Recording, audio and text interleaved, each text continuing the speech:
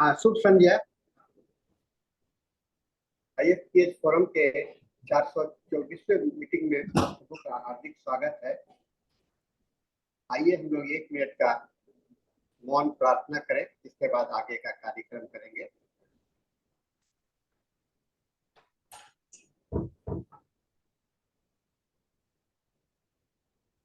धन्यवाद।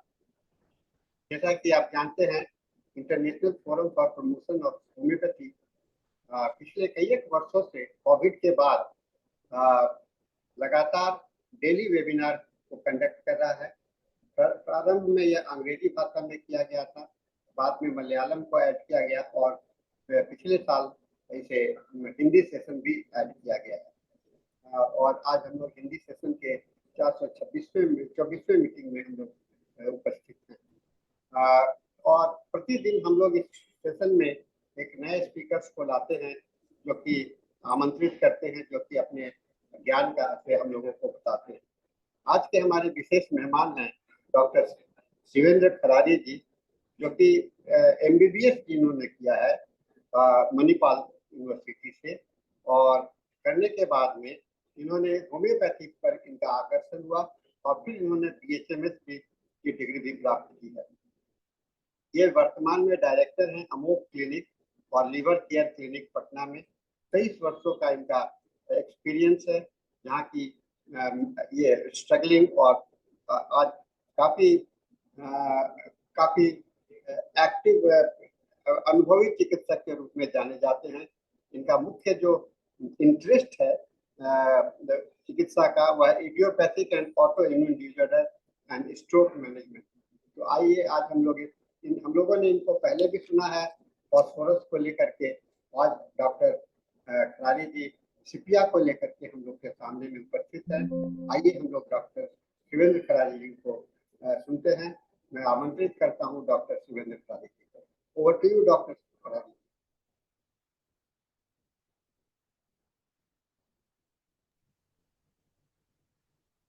अनम्यूट करके बोलिए। नमस्कार सर। प्रणाम सर। मैं डॉक्टर एस खरारी, शिवेंद्र खरारी मेरा नाम है, और आज मैं आपके सामने एक बहुत इम्पोर्टेंट मेडिसिन के बारे में बात करूंगा, जिसका टॉपिक है परसीविंग सीपिया। परसीविंग सीपिया मतलब कि सीपिया के बारे में मुझे एक होम्योपैथ को कैसे अप्रोच करना है, क्या जानना है, क्या फीचर्स है उसका, क्या एसेंशियल्स है, क्या है एग्जैक्ट मोड उसका जानना है कि सीपिया व्हाट एग्जैक्टली इज सीपिया। तो किसी भी जो मेडिसिन का जो सबसे इम्पोर्टेंट जो फीचर होता है, यानी कि की सिम्टम होता है या मोस्ट आउटस्टैंडिंग कैरेक्टरिस्टिक जो किसी मेडिसिन का होता है, जैसा हम लोग सब होम्योपैथ जानते हैं, यही एक दरवाजा खोलता है उस एसेंशियल प्रिंसिपल का, जो कि मूल प्रिंसिपल है जो पूरे सूत्र की तरह बांधता है किसी भी मेडिसिन के, right from top to bottom and from bottom to top. एक एसेंशियल प्रिंसिपल रन करता है, जिसके बारे में हम तभी जान सकते हैं जबकि उसका मोस्ट आउटस्टैंडिंग कैरेक्टरिस्टिक्स हमको मालूम है। वही गाइड करेगा हमको कि एग्जैक्टली इसका क्या प्रिंसिपल है, किस प्रिंसिपल को ये फॉलो कर रहा है। तो की सिम्टम्स क्या करता है कि ये अनफोल्ड करता है जितने सारी पेचीदगियां हैं, जितने सारे रिपर्टरी है हमारा, जितना मटेरिया मेडिका में सिम्टम्स डाला हुआ है, सो मेनी साइंस और सिम्टम, क्लिनिकल फीचर जो भी कहिए, तो सारा जो कुछ है उसका अनफोल्डिंग होता है उनकी सिम्टम से। तो मेंटल लेवल पे, फिजिकल लेवल पे, फार्माकोलॉजिकल लेवल पे, फार्माकोडायनेमिक लेवल पे, फार्माकोडायनेमिकल डायनेमिक फंक्शन उसका क्या है। जैसे लास्ट टाइम हम लोग नैट्रमोर के बारे में पढ़े थे कि कैसे ये क्लोज्ड है, कैसे ये कंजर्वेटिव है, कैसे ये इसका एक थीम है कि जो कि अपना इमेंसिपेशन है, इसके पर्सनालिटी का एक इमेंसिपेशन है, जो अपने आप को इंस्टिंक्टिवली अलग रखना चाहता है। दैट इज ए मतलब कि एक डिफेंसिवनेस मोड में रहना चाहता है, जैसे कैलकेरिया डिफेंसलेसनेस मोड में रहता है। Always he is in danger of getting infected और getting exposed to the external circumstances. तो ये परसीव हम लोग इस तरह से कर सकते हैं।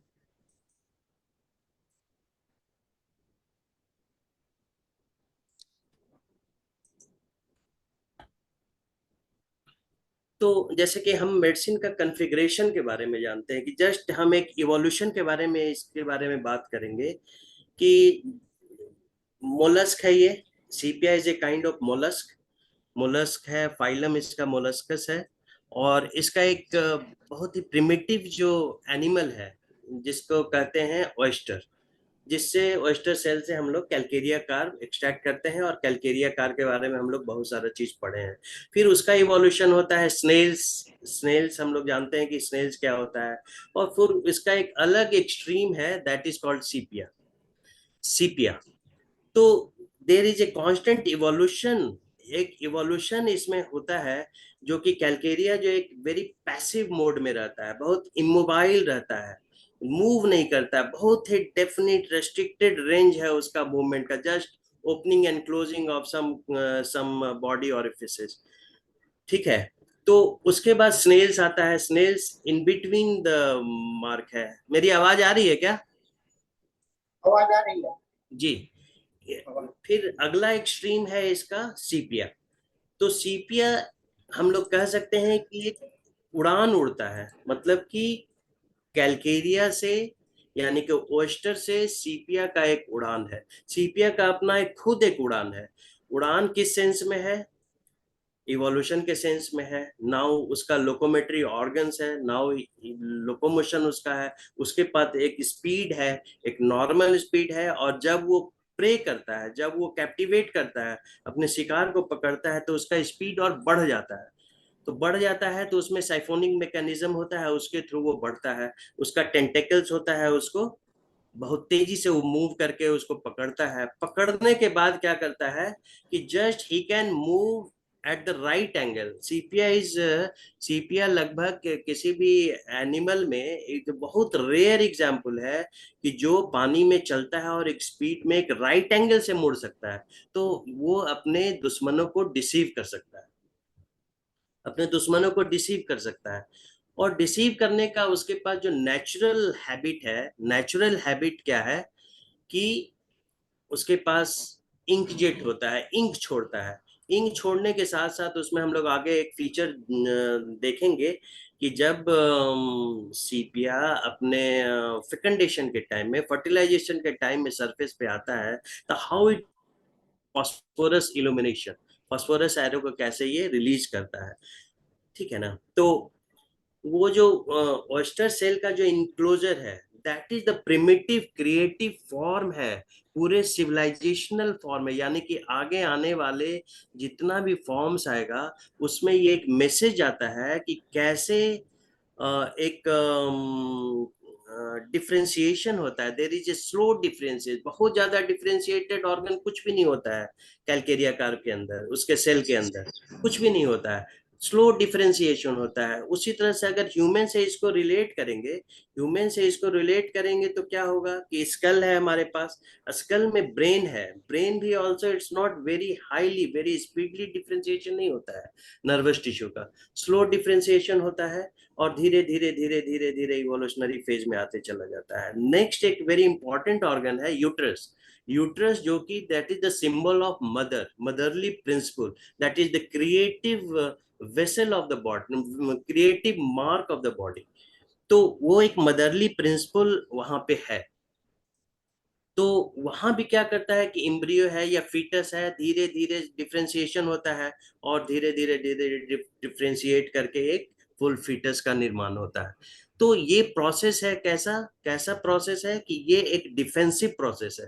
डिफेंसिव प्रोसेस है यानी कि क्या कर रहा है वो सेल, क्या कर रहा है स्कल, क्या कर रहा है और यूट्रस क्या कर रहा है कि उसको आउटसाइड, आउटसाइड डेंजर से बचा रहा है, आउटसाइड माइक्रोबियल से बचा रहा है, आउटसाइड इन्फेक्शन से बचा रहा है, आउटसाइड इम्पैक्ट से बचा रहा है। और इनसाइड क्या है? Inside there is a fluid. Brain में भी जेली लाइक फ्लूइड है, सेरिब्रोस्पाइनल फ्लूइड है, that is also extreme pressure पे है, उसको वो रोके हुए। इट्स इट्स ये हमें दोनों तरफ से हेल्प कर रहा है, from inside also and from outside also.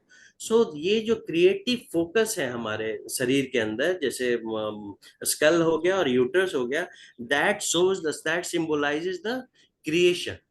Creation. अब वहां पे अगर क्या होगा, अगर वहां पे वो चैलेंज हो जाता है, अगर ये जो डिफेंसिवनेस का जो प्रोसेस है, डिफेंसिवनेस का जो हमारे पास अपरेटस है, अगर ये चैलेंज हो जाता है, तो ससेप्टिबिलिटी क्या होता है कि मल्टीप्लाई करता है। तो इन्फेक्शन के रूप में सर मल्टीप्लाई करता है, और एग्जीटेटिव प्रोसेस जो अंदर इनसाइड द वेसल्स हो रहा है, वो एग्जीटेटिव प्रोसेस होगा। तो इसीलिए हम लोग देखें कि स्कल और यूट्रस जो होता है उसमें सिमिलर काइंड ऑफ एनालॉजी हम बता रहे हैं। इट्स नॉट कि एग्जैक्टली हमारा क्रोमोजोमल एनालिसिस करके नहीं बना रहा है, एनालॉजी के रूप में हम इसको अगर देखेंगे, तो ये creative principle of gradual differentiation और ट्रांसफॉर्मेशन, कैसे कैसे ट्रांसफॉर्म होके क्या बन जाता है, कहाँ से टिश्यू आता है ब्रेन बन जाता है, कहाँ से टिश्यू आता है और एक फीटस बन जाता है, एक लाइवली एपरेटस बन जाता है। That is called motherly principle. तो ये अंडरस्टैंडिंग हमारे लिए जरूरी है। फिर हम देखेंगे नेक्स्ट हेडलाइन है dynamic expressions of sepia. Just like हम देखें कि सीपिया में एक्टिविटी आ जाता है, एक डायनामिज्म आ जाता है, एक्सपेंसिवनेस आ जाता है, वो अपने जगह से बाहर जाना चाहता है। जस्ट हम लोग एक शब्द का यूज किए थे कि उड़ान का, वो अपने अब एक उड़ान पे उड़ गया। जैसे हम लोग ह्यूमन में भी फीचर में देखेंगे कि सीपिया का जो पोटेंशियल, जो कॉन्स्टिट्यूशनल सीपिया, शुरुआती सीपिया हेल्दी मोड में, तो पेशेंट एक अपना उड़ान उड़ना चाहती है। यूजुअली चाहती हम लोग इसलिए बोल रहे हैं कि एवरी, अगर प्रोपोर्शन देखा जाए तो फीमेल की संख्या 10 है तो सीपिया मेल की संख्या 1 है। That is the ratio of the sepia people coming to our clinic और they are living in our population. तो वो चाहती है एक उड़ान। उड़ान के बाद क्या होता है कि उड़ान उसका उड़ने नहीं दिया जाता है। वहां पे कुछ एक्सटर्नल फोर्सेस से या इंटरनल कुछ एंटिसिपेशन से एक ऐसा चेंज आ जाता है कि उड़ान उसका इनहिबिट हो जाता है, उड़ान उसका सप्रेस हो जाता है, उड़ान उसका ये रिप्रेस हो जाता है। और that ensues the making of sepia formation.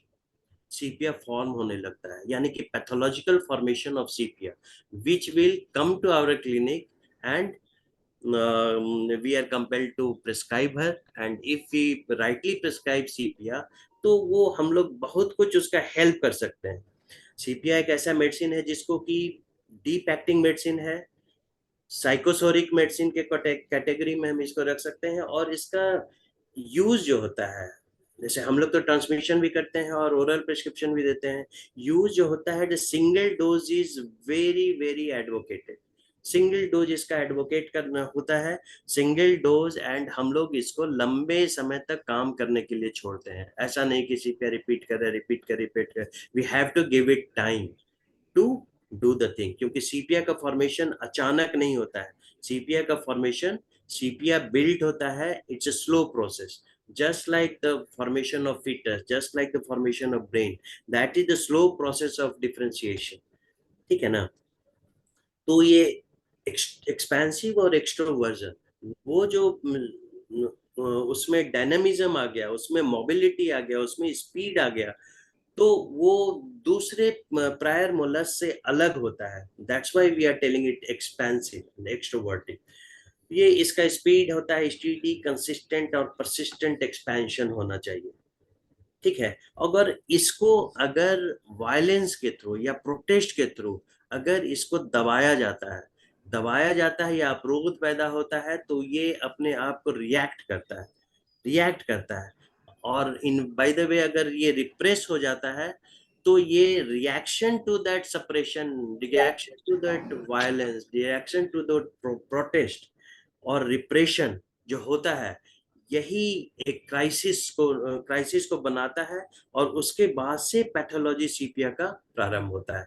Mental level पे हम जस्ट देखें कि सीपिया को अगर आप सप्रेस करते हैं, सप्रेस करने का एक उदाहरण अगर ले सकते हैं कि सीपिया अगर एक एडोलेसेंट फेज में है, मिनार्के फेज में है, उस समय उसका एम्बिशन है, उस समय वो कर गुजरना चाहता है, उसको अगर मान लिया जाए फॉर सेक ऑफ एग्जांपल, अगर घर में कुछ बड़े लोग हैं, फादर हैं, चाहे उनका घर का माहौल ऐसा है कि उसका और dream, ambition, everything is suppressed, तो वहीं से सीपिया का निर्माण हो जाता है। औरत के फेज में तो बहुत सारा, औरत के लाइफ में बहुत सारा फेज आता है। Slowly she goes out, she starts working in A office और इंस्टीट्यूशन, वहां पे बहुत सारी दिक्कतें आती हैं। शादी होती है, वहां पे बहुत सारा सेपरेशन का कॉज हो सकता है। तो ये सब जो चैलेंजेस है, ये सब जो चीजें हैं, सीपिया के निर्माण में वो हेल्प करती हैं। इसका मतलब ये नहीं है कि सीपिया सिंस बर्थ ही कुछ ऐसा होता है कि जैसा बहुत लोग स्टूडेंट लोग, हम लोग देखते हैं बहुत सारे स्टूडेंट को वो परसीव करते हैं उस तरह से। ठीक है, तो ये अंडरमाइंड और रिप्रेस्ड स्टेट बोलते हैं। तो फैक्ट कहाँ पे, इसका असर कहाँ पे पड़ेगा, उसके टेम्परामेंट पे पड़ेगा। और सीपिया में अक्सर देखा गया है कि ये जो सप्रेशन होता है, ये रिप्रेशन होता है, और इस तरह का चैलेंजिंग डोमिनेटिंग फोर्सेज होता है, वो टेम्परामेंट, सेक्सुअल और इमोशनल टेंडेंसी, जिसका ट्रांसफॉर्मेशन होना चाहिए धीरे धीरे, वहां पे कि उस तरह के इंटरफेरेंस से वहां पे रिप्रेशन होता है। तो सेक्सुअल फंक्शन के रिप्रेशन से क्या है कि क्रिएटिव फोकस उसका वही है, ब्रेन है और यूट्रस है। सेक्सुअल फंक्शन के रिप्रेशन से निगेटिविटी और परवर्जन, परवर्जन रूल निगेटिविटी आ जाता है। तो इसका असर कहाँ होता है, सेरेब्रोवास्कुलर सिस्टम पे। सेरेब्रोवास्कुलर सिस्टम का मैल फंक्शनिंग होगा और स्टैसिस होगा। स्टैसिस माने एक ठहराव आ जाता है। ठहराव माने कि she doesn't know what to do, where to go, her physiology is stuck. ठीक है ना। तो वहां पे जो मैनिफेस्टेशन होगा, मैनिफेस्टेशन जो बॉडी में होगा, वो एक rigidity, muscular rigidity, spasm of voluntary और इनवॉलंटरी मसल्स, आपका हार्ट में हो सकता है, अंडर इंटेस्टाइन में हो सकता है, मस्कुलर मसल में हो सकता है। ठीक है, along with the nerve irritability, nerve and muscles are both simultaneously involved.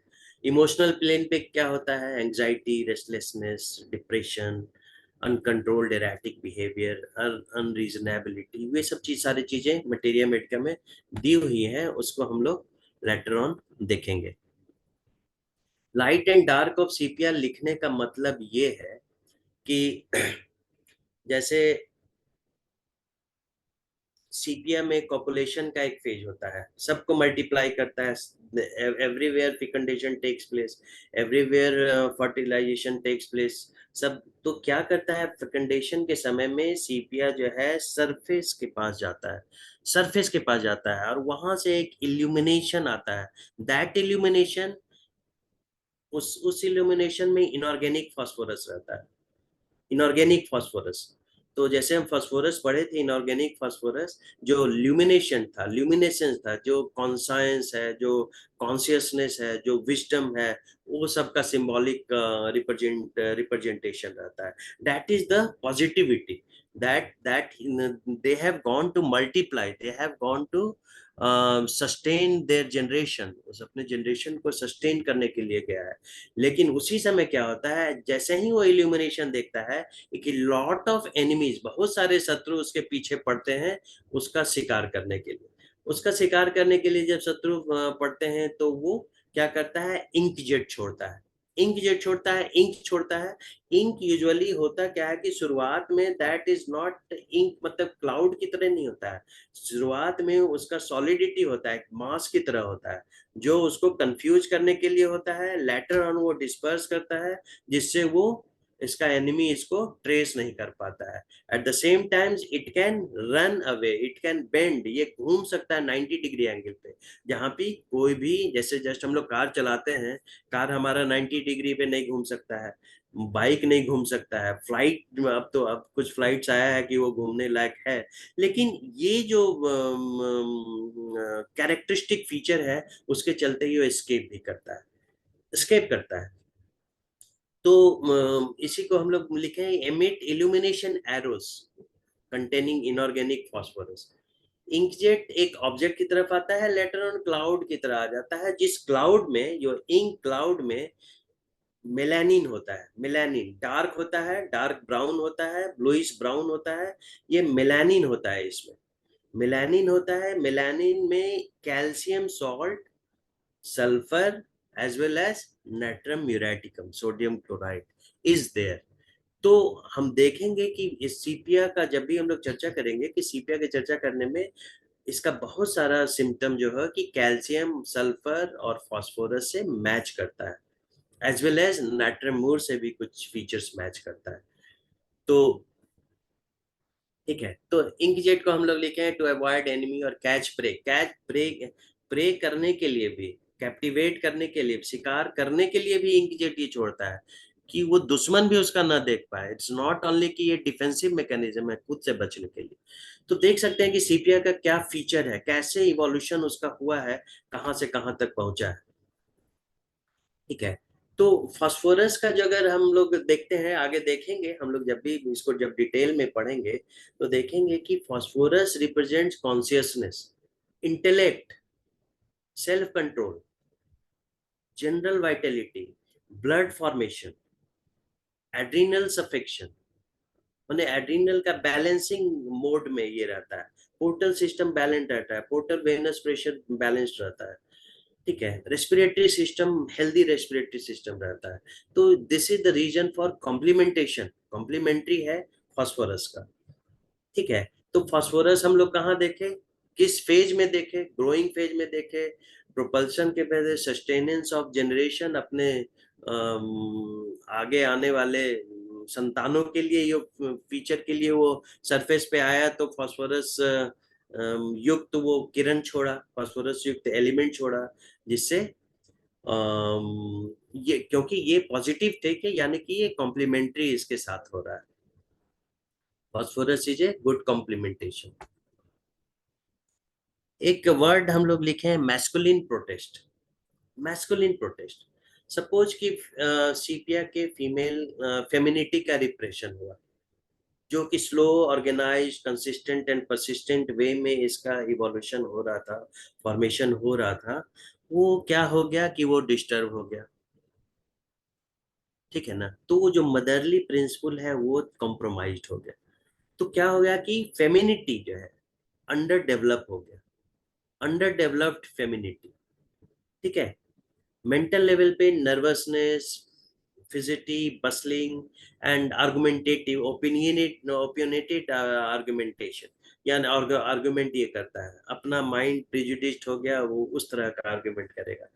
Mails में क्या होगा, अंडर डेवलप्ड फेमिनिन फैक्शन क्या होता है मेल में भी, क्योंकि जब भी ह्यूमन का फॉर्मेशन होता है तो दोनों चीज हर व्यक्ति में 100% people have male character and the female character. Later on हम लोग देखेंगे कि सेक्स डिटर्मिनेशन कैसे होता है, ओवा टेस्टिस का यूज कैसे होता है, और ये हाँ, ओवा टेस्टिस का यूज कैसे होता है, कि how a feminine representation takes place of man. तो मैन का क्या होगा कि फेमिनिन, अगर फेमिनिन फैक्शन उसको क्या करेगा, hard, selfish, egoist, narrow minded, historic, impulsive, अगर सबका उल्टा करते हैं तो देखते हैं कि फेमिनिन कैरेक्टर आ जाता है। हार्ड मतलब सॉफ्ट, सेल्फिश मतलब कि नहीं सबके लिए करना है, इगोइस्ट नहीं केयर करना है। मदरली प्रिंसिपल जब भी आ गया, ईगो उसमें कमता चला जाता है। Whenever we talk about motherly principle, वो देने का चीज रहता है, लोगों का केयर करता है, वरी करता है, सेक्रीफाइस करता है, तो ईगो वहां से खत्म हो जाता है। ठीक है, नैरो माइंडेड वो नहीं रहता है। तो यहाँ अगर फेमिनिन फैक्शन अगर अंडर डेवलप हुआ तो ये सब उल्टा चीज यहाँ पे आ जाता है। ठीक है, तो expression of highly individualistic approach as natrum mur के बारे में भी हम लोग जानते हैं कि ठीक है भाई, वो भी अकेला रहना चाहता है, कंसोलेशन एग्रेवेशन है, इंडिविजुअलिटी वो खोजता है। ठीक है ना, तो नेट्रमोर जो रिप्रेजेंट क्या करता है कि ऐसे एक्सप्रेसिव फोर्स को रिप्रेजेंट करता है, इंडिविजुअलाइजेशन का। वो आइसोलेशन क्यों करता है, अपने अंदर की जरूरतों के हिसाब से वो उसको अपने आप को आइसोलेट करता है और सर्कमस्टांसेस के हिसाब से। सीपिया भी अपने आप को आइसोलेट करता है, लेकिन वो डेलिब्रेट करता है, जानबूझकर अपने आप को आइसोलेट करता है, और अपना जानबूझ के उसका मूड जो होता है, मूड मूड गाइडेड होता है, यानी मूडीनेस और लास्ट में वाइटल एग्जॉशन में भी, जब वो एग्जॉस्ट कर जाता है। अगर हम जैसे टाइलर के बुक में हम लोग पढ़े हैं कि कैसे वाइटल एग्जॉशन हो जाता है, कैसे इसको वासर वोमेन्स रेमेडी बोलते हैं। वासर वोमेन्स रेमेडी समझ रहे हैं? धोबिन का नहीं, वासर वोमेन्स रेमेडी है कि 18 सेंचुरी के लास्ट में और 19 सेंचुरी के शुरू में ये सब सिलसिला चलता था कि जहां समाज की बहुत सारी महिलाएं इकट्ठा होती थी और धुलाई उलाई साफ सफाई का काम करती थी। तो सोच सकते हैं कि कितना टीडियस काम है। हमारे ही घर में जब साफ सफाई होता है विश्वकर्मा पूजा के दिन, दीपावली के समय, अगर कैसा भी है तो वो पीरियोडिकली वहां पे होता है। तो सोचिए कि वो वाइटली एग्जॉस्ट होने पे क्या क्या असर सीपिया पे कर सकता है, how vulnerable sepia is mentally और फिजिकली, कितनी वल्नरेबल होती है कि उस तरह का विड्रॉल वाइटल एग्जॉशन के चलते हो सकता है। Physical, not exactly physical, vital exhaustion, ठीक है, जहाँ की वाइटल वाइटल लॉस हुआ, वाइटल फ्लूइड का लॉस हुआ, ठीक है ना, डिस्करेजमेंट हुआ, जहाँ डिसअपॉइंटमेंट हुआ, उसको कोई गाइडिंग फैक्टर नहीं है, मूव करने का कोई अब वजह नहीं लग रहा है, वहां पे वो फैटिक हो जाता है, there is a emotional fatigue, ठीक है। तो सीपिया क्या होता है, जस्ट लाइक सीपिया का हम ट्रेड देखें कि स्ट्रेस जब आता है, चैलेंजिंग कंडीशन आता है, तो क्या करता है, अपना कलर चेंज करता है, यानी कि सारा रूपरेखा चेंज करता है और सिनेरियो से निकल जाता है, सिनेरियो को छोड़ देना चाहता है, छोड़ देना चाहता है। फीमेल्स हैं, औरतें हैं, घर के जिम्मेवारी से दूर चली जाना चाहती हैं, हट जाना चाहती हैं, पति को डाइवोर्स देना चाहती है, बच्चों को छोड़ देना चाहती है, उसके मन में अब कोई फीचर नहीं रहा। बहुत सारा हस्बैंड होता है कि अरे इतनी अच्छी स्त्री से शादी किए थे, क्या मैंने उसका जब हेल्दी कॉन्स्टिट्यूशन में सीपिया का क्या कहना है और क्या क्या हो गई है। तो उस समय हम लोग कभी काम आ जाते हैं, अगर बाय द वे हम लोग सीपिया को बुरी अच्छी तरह पहचान लिए और सीपिया दिए, तो फिर हस्बैंड को वही वाइफ रिटर्न हो जाती है। अगर वो वाइफ नहीं रिटर्न होती है, एलोपैथ के पास हो जाते हैं, तो he is unable to return his wife. तो वो पर्सनालिटी वो सस्टेन नहीं करता, रहता नहीं है, वो बदला हुआ सीपिया पैथोलॉजिकल स्टेज में चला जाता है, ठीक है। तो when femininity is hold back and melanin cloud manifest of calcium and sulfur, ठीक है, फेमिनिटी जब रोका गया और मेलानिन का जो क्लाउड है जिसमें कैल्शियम और सल्फर है वो कैसे इंटरफेयर करता है, ठीक है। तो more often in women, obviously हम लोग जैसा चर्चा किए थे कि ज्यादातर ये विमेन में ही होता है। मैस्कुलिनिटी इज एविडेंट, मैस्कुलिनिटी मतलब कि long narrow body, narrow pelvis and all, ठीक है ना। ये सब फेमिनिज्म जब मर्द हो गया, उसमें थोड़ा सा गायनेकोमेस्टिया हो गया, दिस दैट, बहुत सारा फेमिनिन फीचर आ गया, तो ठीक है, उसका बिहेवियरल भी फेमिनिन हो गया, और फीमेल सीपिया का बिहेवियर थोड़ा सा मैनिश हो गया, ठीक है। तो मेलानिन को हम लोग क्या देखें कि एक ये इंटरमीडिएट प्रोडक्ट है एड्रिनलिन का, ठीक है ना। तो एड्रिनल मैल फंक्शन होना स्वाभाविक है, वैसा कंडीशन जिसमें एड्रिनल माल फंक्शन होता है, वहां पे मेलानिन एक इंटरमीडिएट प्रोडक्ट है एड्रिनलिन का, और उसका कुछ फीचर इसमें इंस्यू करेगा। हुआ क्या कि जैसे सेक्स में कोई मेल है कि फीमेल है कैसे पता चलेगा, तो मेजोरिटी ऑफ एक जीन जो रहता है वही डिटरमाइन करता है, यानी preponderance of one particular kind of genes. Ovary है, टेस्टिस है और इसका हार्मोन है, ये 100% सेक्स को स्पेसिफाई नहीं करता है, ठीक है ना। तो गोनाड क्या करता है, ये जो हार्मोन है वो इंटेंसिफाई करता है, सेक्सुअल मैच्योरिटी को इंटेंसिफाई करता है। तो गोनाड्स अगर एड्रिनलिन नहीं होगा, गोनाडल हाइपोफंक्शन होगा, तो सेक्सुअल मैच्योरिटी इंटेंसिफाई नहीं होगा, सेक्सुअल इमेच्योरिटी होने लगेगा, सेक्सुअल चेंजेस होगा, हार्मोनल चेंजेस शुरू होगा। That is not only adrenaline में चेंज होगा, नॉट ओनली कॉर्टिसोल में चेंज होगा, एसीटीएच में चेंज होगा, मेलानिन MSH जो रिसेप्टर्स है उसमें melanin MSH stimulating hormone change होगा। तो सोच सकते हैं कि एक्सिस एड्रेनलिन से पिट्यूटरी, पिट्यूटरी से hypothalamus, so whole thing is connected.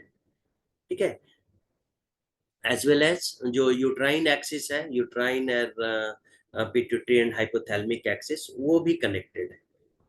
तो इसको हम देख रहे हैं, तो ये होता है। और एड्रेनलिन जो होता है, गोनाड्स का तो हो गया, एड्रेनलिन क्या होता है कि उसके अपोजिट चीज को प्रमोट करता है। तो देख रहे हैं कितना कॉन्ट्रडिक्शन, लाइट एंड डार्क यही बोले थे। तो हुआ क्या कि कॉर्टिको एड्रिनल अगर ट्यूमर हो जाता है, जैसे कुशिंग सिंड्रोम में हम देखते हैं, तो उसमें क्या होता है कि मेन में फेमिनिज्म होता है और वीमेन में मैस्कुलिनिज्म होता है। वीमेन मैस्कुलाइन हो जाती है और मेल होता है, फेमिनिज्म आ जाता है उसमें। This is revolt, sepia revolt बोलते हैं इसको, सीपिया रिवॉल्ट। एड्रेनलिन अगर ऐसे देखें, अगर सब क्लिनिकल लेवल पे देखें, थ्रेशोल्ड से आगे नहीं गया है। जैसे सब क्लिनिकल हाइपोथायराइडिज्म सानी सर ही पढ़ाए थे कि सब क्लिनिकल हाइपोथायराइडिज्म जो होता है ये ह्यूमन सोसाइटी के लिए बहुत अच्छा है। They are hypomaniac, they wants idealism, they want to do a lot for the country, they want to do lot for the society. उसी तरह से सब क्लिनिकल जो इसका लेवल है एड्रेनलिन का, वो जब अनबैलेंस्ड होता है तो एग्रेसिव होगा, यानी कि थोड़ा नॉर्मल से थोड़ा ज्यादा ये हो गया, तो वो एग्रेशन को कॉज करता है।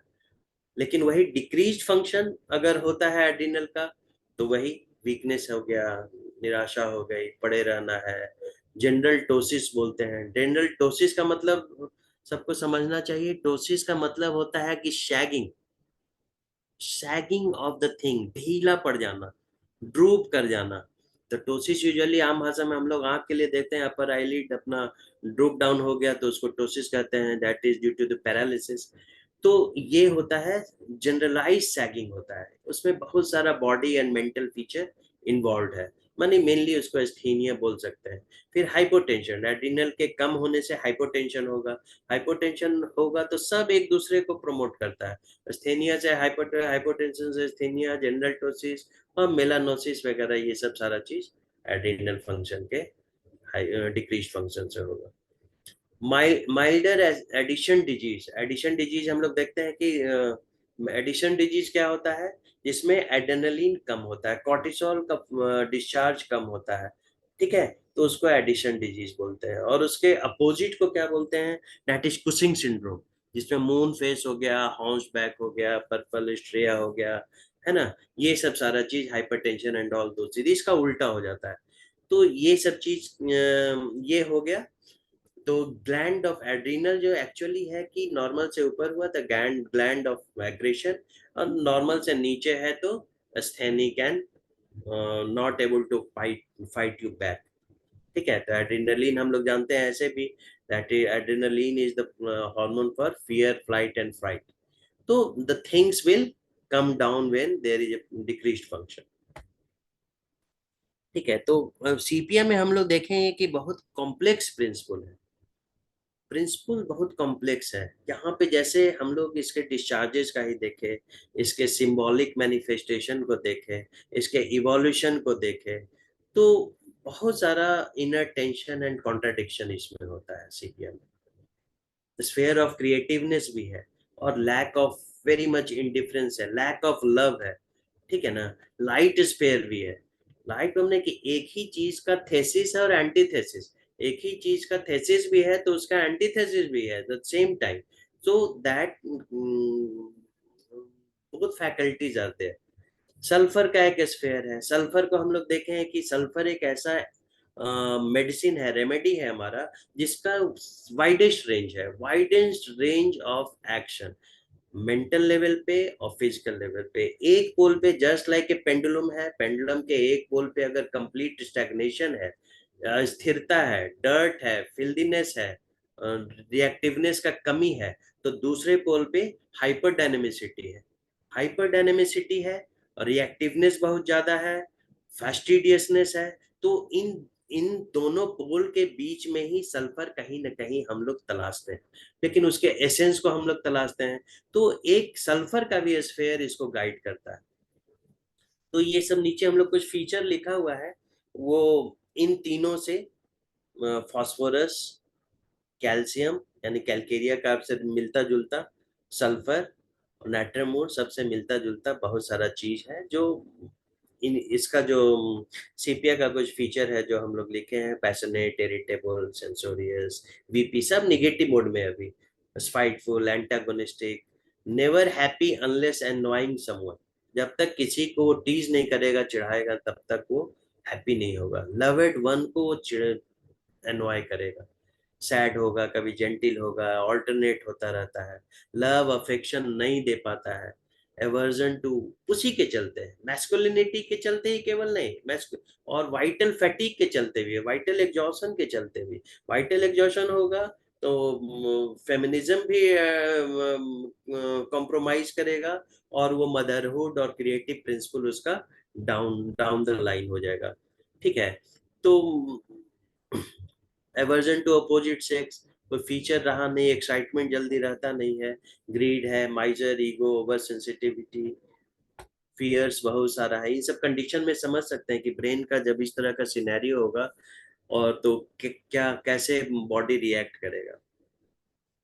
बेसिक कॉन्ट्राडिक्टरी एटीट्यूड क्या है, यानी कि कॉन्ट्राडिक्टरी एटीट्यूड है, कहीं देख सकते हैं हर आदमी को सिंपैथी अच्छा लगता है, हर आदमी को कंसोलेशन अच्छा लगता है, कंपनी अच्छा लगता है, यानी कि जनरल सेंस में ये चीज पॉजिटिव चीज हो गया।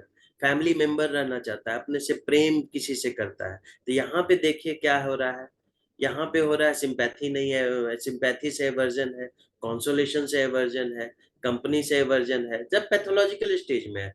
Aversion own family members, own loved one से ये है।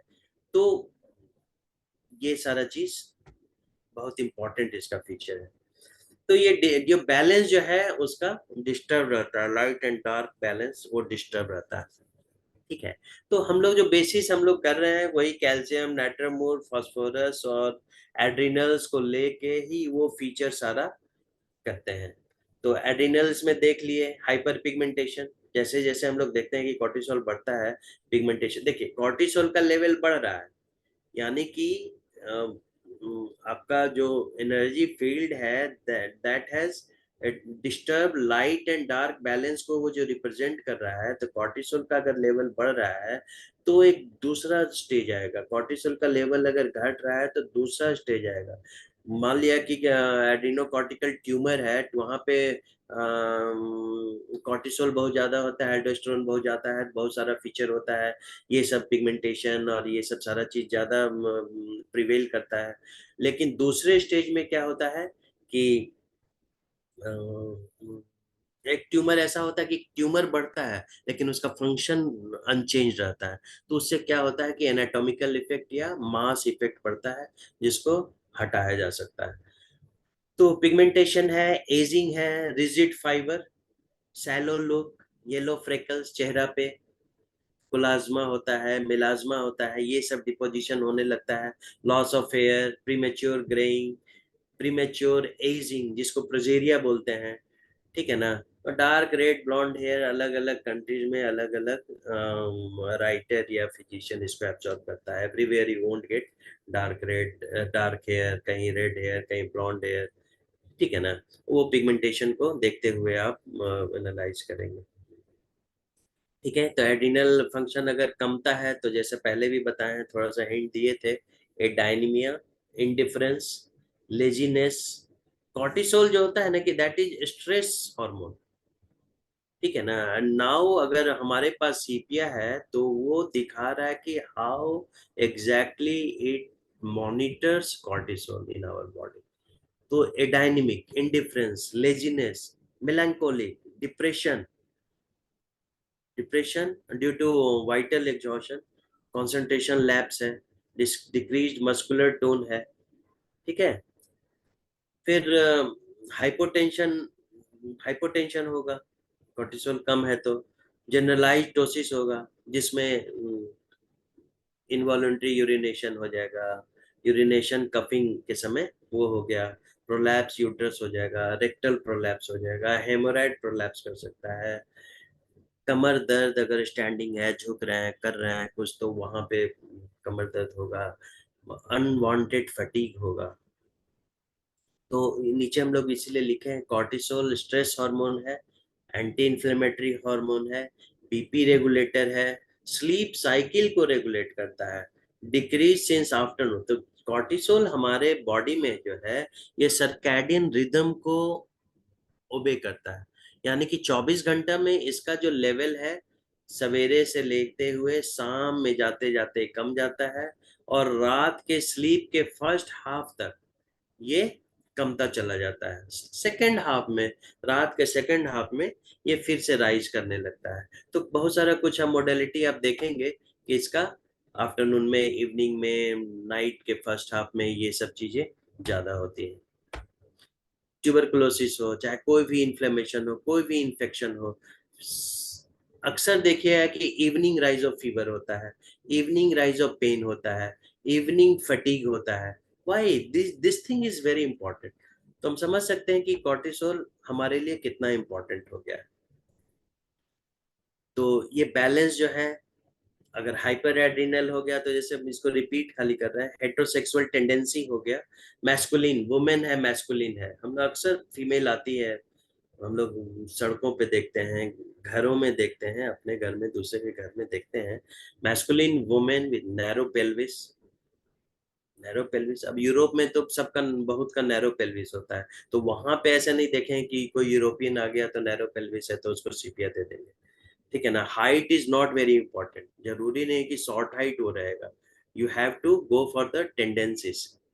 ठीक है, body hair, extra body hair female में आ जाना, दाढ़ी आ जाना, मूछ आ जाना, आवाज वॉइस हो जाना, जिसको हर्सुटिज्म बोलते हैं, वेरुलिज्म बोलते हैं, मूस्टेच आ जाता है। At the age of menopausal age में हम लोग बहुत सारे पेशेंट को देखे हैं कि विस्कर्स आ गया, ये सब हेयर वगैरह आ गया। तो निगेटेड फीचर सीपिया का क्या हो गया, रोल ऑफ मदर कॉम्प्रोमाइज हो गया, हस्बैंड से नहीं रिलेशनशिप है, होमोसेक्सुअलिटी में उसको इंटरेस्ट हो गया बिकॉज ऑफ एक्साइटमेंट। ठीक है, फ्रिजिडिटी, फ्रिजिडिटी हो गया, तो सेक्सुअलिटी ऐसे भी उसका कम रहता है अपोजिट सेक्स के प्रति, खास करके हस्बैंड से वर्जन, चिल्ड्रन से वर्जन, ये सब हम लोग देख चुके हैं। एक हम लोग लास्ट में एक स्टोरी देखेंगे कि कैसे उसका कमता है। बाकी मेंस्ट्रुअल डिसऑर्डर है, प्रेगनेंसी है, जितना भी मेंस्ट्रुएशन से रिलेटेड, हार्मोन से रिलेटेड स्टेट्स हैं, वो सीपिया वहां पे इंडिकेशन हो सकता है। Cohabitation is very difficult, child birth के समय होने वाली डिफिकल्टीज। ठीक है, एग्रेवेशन एवरी 28 डेज। ठीक है, रिलेशन टू कैलकेरिया हम लोग देखेंगे, कैलकेरिया का जो थीम है, कैलकेरिया का थीम है डिफेंसलेसनेस एंड फॉर्मलेसनेस। तो नो डिफरेंशिएशन इज देयर, डिफेंसलेसनेस उसमें बहुत ज्यादा है, दे आर ऑलवेज अफ्रेड कि कहाँ से, बाहर से, अंदर से, एवरीवेयर उसको खतरा ही खतरा रहता है। ठीक है, तो उसका फीचर क्या हो जाता है, puffy, flabby, slow, lazy, mild exertion impossible हो जाता है। ठीक है ना, लिम्फेटिक कॉन्स्टिट्यूशन, लिम्फेटिक फीचर आ जाता है, scrofulous tendencies, suffer from exudative diseases, allergy, sensitive to cold air, asthma, urticaria, food allergy, ये सब कैलकेरिया का बहुत सारा फीचर वहां पे है। कैलकेरिया हम लोग कहाँ देखे, उसके मेलानिन में देखे। मेलानिन कहाँ है, इंक में होता है, जिससे ये मेडिसिन फॉर्म होता है। अब वही देखिए कि ये जो चीज है, अब एंटीथेसिस ऑफ कैलकेरिया का, अब एंटीथेसिस देखिए उसका उल्टा, ऑब्सेसिव हो जाता है, ट्रिमेंडस रेस्टलेसनेस, विग्रस मोशन एमुलरेशन, बहुत ज्यादा मूव करता है, कहाँ तो स्टैटिक है, कहाँ तो मूव नहीं कर रहा है, एक्टिव नहीं है, now there is vigorous motion, active, active involvement है। ठीक है ना, तो ये इसलिए है कि डोमिनेटिंग फोर्स इसका यही है, general and mental stimulation with flashes of heat, general mental stimulation इसका। ठीक है, तो अंदर इसका वो प्रोसेस चल रहा है। स्पैस्टिसिटी, स्पैस्टिक जो मस्कुलर मूवमेंट देते हैं, twitching, spasm and all, globus and ball like sensation अलग अलग पार्ट में, these are all due to separation of psychic and sexual impulses. जहां साइकिक और सेक्सुअल, वही ब्रेन पे फोकस करना है, स्कल पे एंड यूट्रस पे, इन फीचर को पे फोकस करके हमको सीपिया को सर्च करना है या रिसर्च करना है। रिलेशन टू द फास्फोरस देखिए, आफ्टरनून में एग्रेवेशन है, इवनिंग में एग्रेवेशन है, before thunder storm, fear of being alone, eating के बाद एमेलोरेशन होता है, कोल्ड ड्रिंक एमेलोरेट करता है, लेफ्ट साइडेड अफेक्शन है, लैक्स स्टेमिना, स्टेमिना लैक करता है, अनेमिक टेंडेंसी होता है, चैलेंजेस जहां इसके सामने आते हैं, he is very vulnerable to challenges also, tries to escape, ठीक है, अनेमिक टेंडेंसी है, and very much hypersensitive to odors and stimulating food, ठीक है। तो सल्फर हम लोग देखें कि hypersensitive to body odours होता है, फास्फोरस जो होता है sensitive to odours of the flower, and sepia is from the food, ठीक है। तो ये तीनों एक तरह से इंटरलिंक्ड है, flower flower, fruits, vegetable goes inside the body also emits odors, and sepia वो फूड के ऑर्डर से सेंसिटिव है, ठीक है। तो फूड प्रेफरेंसेस है सल्फर और फास्फोरस का के हिसाब से देखिए, सल्फर का स्पाइसी और हॉट फूड है, फास्फोरस का सॉल्टी फूड है। तो सॉल्टी फूड जैसे हम लोग जानते हैं, it affects the mind and consciousness. Sepia को सॉर पसंद है, पिकल्स पसंद है, चॉकलेट पसंद है, ये सब सारी चीजें पसंद है उसको, ठीक है ना। बीटर फूड्स पसंद है सीपिया को। अब एक है ग्रेविटी अफेक्ट्स प्रोनिसिटी। ग्रेविटी के लिए ये वनरेबल होता है। जैसे कि कंजेशन तो हम लोग देखे ही थे, वेनस इंगॉर्जमेंट हो, चाहे फैटीग हो, मस्कुलर टोन अगर कम है तो क्या हो रहा है, ग्रेविटी जो है वेनस इंगॉर्जमेंट को इंक्रीज कर देता है। वेरिकोज सीटी है, वेरिकोज ही वेन है। हम लोग देखे हैं कि हम लोग के यहाँ वेरिकोज वेन का वार्ड ही था, एटलीस्ट 100 to 200 पेशेंट्स हमेशा रहते थे वार्ड में। तो स्टैंडिंग एग्रेवेशन है, वहाँ पे वेरिकोज वेन बहुत था, स्टैंडिंग एग्रेवेट्स है, यानी कि ग्रेविटी जो क्या होता है कि वेनस रिटर्न होने नहीं देती है। वेनस रिटर्न होने नहीं देगी तो धीरे धीरे धीरे जो वाल्व है ऊपर का धीरे धीरे सब वीक होता चला जाएगा, and the varicosity will keep on increasing. Lying emulation है, वेरिकोज का फॉर एग्जांपल लीजिए, पैर में वेरिकोज वेन है, पेशेंट को लेटाइए, पैर ऊपर कीजिए, वेरिकोज वेन को दबाइए, धीरे धीरे धीरे क्या होगा कि वेन ड्रेन कर जाएगा, ठीक है ना। लेकिन ये सारा चीज तो है, लेकिन अपोजिट मोडालिटी भी आप देखिए जरा सा, ठीक है, कि रेस्ट इनकरेजेस स्टैसिस। अगर हम रेस्ट करता है पेशेंट तो स्टैसिस इंक्रीज होता है, ठीक है। Exercise stimulate the circulation, exercise violent, हम लोग देखें कि वायलेंट एक्सरसाइज कर रहा है, डांस कर रहा है पेशेंट, वो that is he is getting circulation is getting stimulated, exercise उसमें अमेलियोरेशन होता है, और रेस्ट और स्लीप से वो ये होता है। तो these are the opposite modality.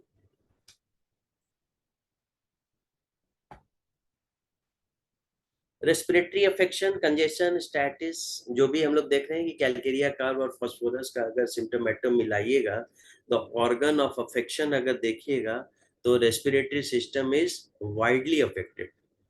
तो इसमें हाइपोस्टैटिक प्लूरिसी होगा, कफ ऐसा लगेगा कि स्टमक से ही आ रहा है, एक की तरह टेस्ट होगा उसका, ठीक है ना।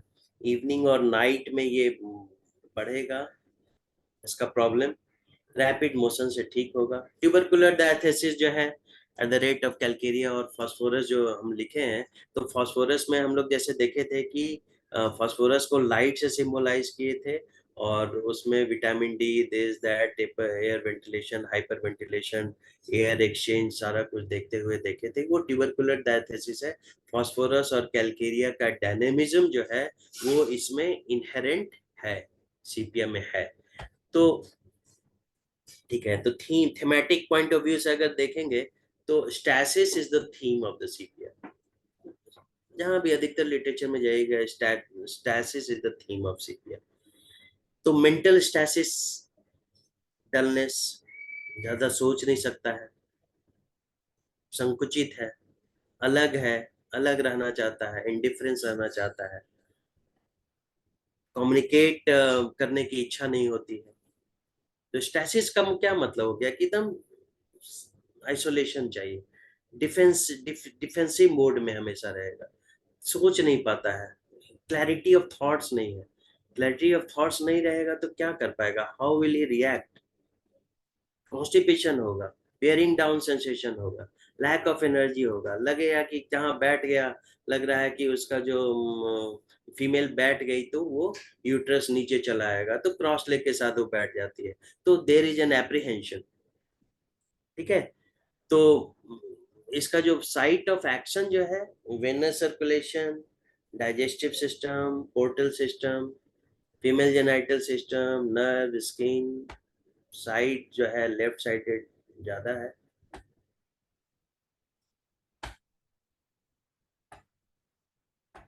चला गया।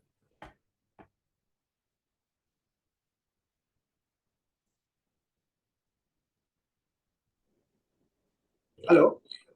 हाँ हेलो। हाँ। हाँ मेरा स्लाइड मिस हो रहा है सर, खोज रहे हैं। सर ठीक है। वेट।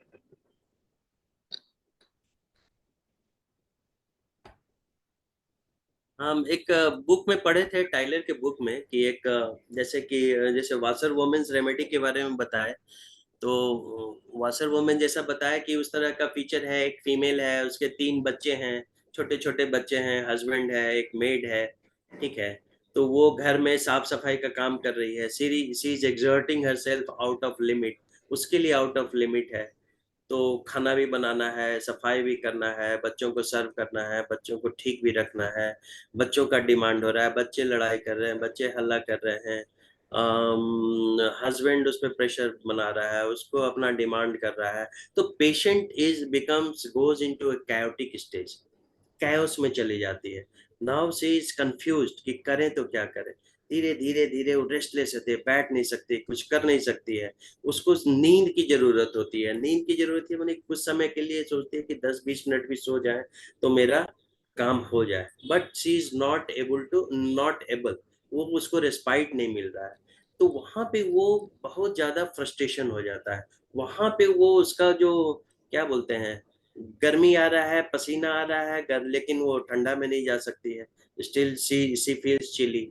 तो वहां पे क्या होता है कि वो उस डिप्राइव्ड मोड में चली जाती है, there is a vital exhaustion होता है, वहां पे उसको इंडिफरेंस शुरू हो जाता है, लग रहा है कि बच्चे बोल रहे हैं तो बोले, बच्चे को झिड़क देना, हस्बैंड को ये कर देना, मतलब कि इस तरह के मोड में सीपिया का पेशेंट प्रेशर या स्ट्रेस में या चैलेंजिंग सिचुएशन में वो चला जाता है।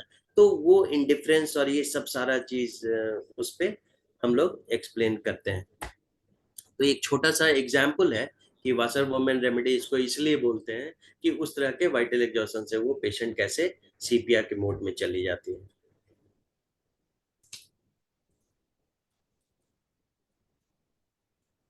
तो और हम लोग ये सीपिया में फास्फोरस में कुछ डिफ्रेंशिएटिंग पॉइंट भी था जो हम लोग फास्फोरस के समय किए थे। जैसे सिंपैथेटिक, अगर हम लोग देखते हैं कि फास्फोरस सिंपैथेटिक है, sepia is not so sympathetic, rather she is unsympathetic, hate sympathy, sympathy उसको पसंद भी नहीं है, देती भी नहीं है, चाहिए भी नहीं, देना भी नहीं है। ठीक है ना, एलोन रहना चाहती है, फास्फोरस एलोन नहीं रहना चाहता है। फास्फोरस सॉल्ट क्रेव करता है, सीपिया नहीं चाहता है। सीपिया फैट लोथ करती है, नहीं चाहती है बिल्कुल, वो चाहता है, वो मैंने एवरेज है उसके लिए। कोल्ड से फास्फोरस वर्स हो जाता है, chilly but better with cold, दोनों नहीं है, फास्फोरस भी नहीं है, सीपिया भी नहीं है, नाइट्रम मोर है। थंडर स्टॉर्म से फियर है, फास्फोरस में भी सीपिया में भी। इस तरह का कुछ कंपैरिजन हम लोग कर सकते हैं। तो हम लोग ये केवल आज का जो हम जो भी कंटेंट्स है वो इसलिए देना चाह रहे थे कि क्या बोल रहे हैं कि सीपिया के इस पर्सपेक्टिव को समझिए, सीपिया का इवोल्यूशन कैसे हुआ, कैसे कैलकेरिया से सीपिया का जर्नी हुआ, सीपिया के जर्नी तक आते आते उसमें क्या क्या चेंज आ गया, क्या क्या डायनेमिज्म आ गया, क्या क्या क्रिएटिविटी प्रिंसिपल को जब चैलेंज किया गया, जब उसको डिस्टॉर्ट किया गया तो सीपिया पैथोलॉजिकल स्टेट बन गया। ठीक है। और उसके इंक में क्या मेलानिन है, और उसके इल्यूमिनेशन एरोज में आपका फास्फोरस है, इंक में नाइट्रम, और भी कि कैसे ये सब उसके रियली वो उनका सारा का कंबाइंड एनर्जी फोर्स जो है वो सीपिया का समझिए कि कैलकेरिया का प्लस फास्फोरस प्लस नाइट्रमोर प्लस सल्फर अगर मिलाते हैं तो सीपिया मोर देन ऑल दोस, मैंने इसका डिस्टिंग्विश कैरेक्टरिस्टिक भी है, लेकिन it contains the component of all those things also. ठीक है। तो आज का सर सेशन हम लोग इतना ही पे रखेंगे, और आपसे रिक्वेस्ट करेंगे कि अगला सेशन में एक केस रिप्रेजेंटेशन सीपिया का कर देंगे सर, और उसको फिर एलेबोरेट करके क्वेश्चन आयर हम लोग कर लेंगे। आपके समय पर काफी बात हुई। आप पीपीटी को थोड़ा सा हटा दीजिए, जी पीपीटी को आप शेयर खत्म कर दीजिए, स्क्रीन शेयर खत्म कर दीजिए। जी।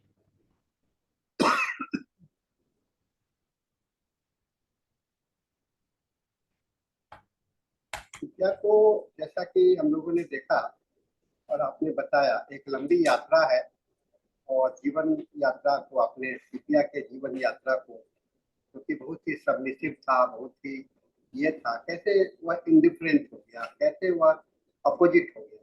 तो ये बाइपोलर चेंजेस जो है तो एक बहुत महत्वपूर्ण बात है, जो कि हम लोग सीपिया में हम लोगों ने आपने बताया, और आपका डीप इंसाइट इनटू द सीपिया, जैसा कि पहले भी आप फॉस्फोरस के लिए किया और आज इसमें भी किया, यह बहुत ही महत्वपूर्ण है।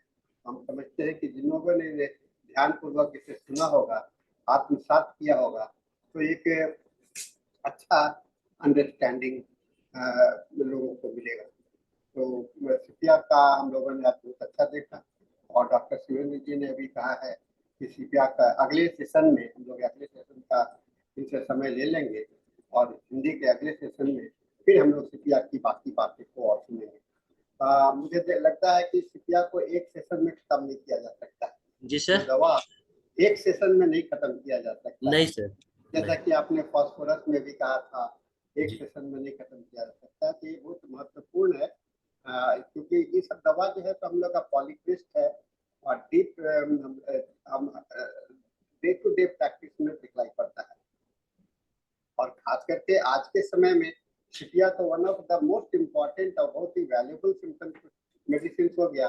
जब भी कोई रोगी आता है तो सबसे पहले लगता है कि ये सीपिया ही होगा, है ना, ऐसा दिखलाई पड़ता है। लेकिन आइसोलेट करना, देखना, ये आपके लिए कला की बात होगी, आपका ऑब्जर्वेशन होगा, जिसको कि हम लोगों को सीखना है। और डॉक्टर शिवेंद्र करारी जी ने हम लोगों का ध्यान इसका माइन्यूट ऑब्जर्वेशन, थोड़े थोड़े चेंजेस पर जो सीपिया को देखने का जरूरत है। और ये दवा पढ़ने का तरीका भी है। दवा को, होम्योपैथिक दवा को ऐसा नहीं है कि आप सिम्टम्स को रट गए, है ना, इसको बिना समझे हुए अगर आप अप्लाई करते हैं तो वह रटा हुआ काम कोई भी फायदा नहीं करता है। इसीलिए हम लोग इसको अच्छे से इसको पढ़ें। और कोई सवाल तो नहीं है, मैं देख नहीं रहा हूँ कि कोई सवाल है, तो हम लोग अगर किसी को कुछ सवाल है तो आप कह सकते हैं।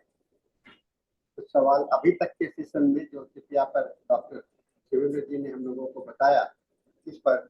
और एक बहुत बड़ी बात है जो इन्होंने अपनी सेशन में और इनके प्रेजेंटेशंस के माध्यम से हम लोग ये देखते हैं कि इनका जो दोनों साइड का नॉलेज है ना, जो एलोपैथिक नॉलेज है और होम्योपैथिक नॉलेज का कितना वास्ट एक्सपीरियंस बन जाता है।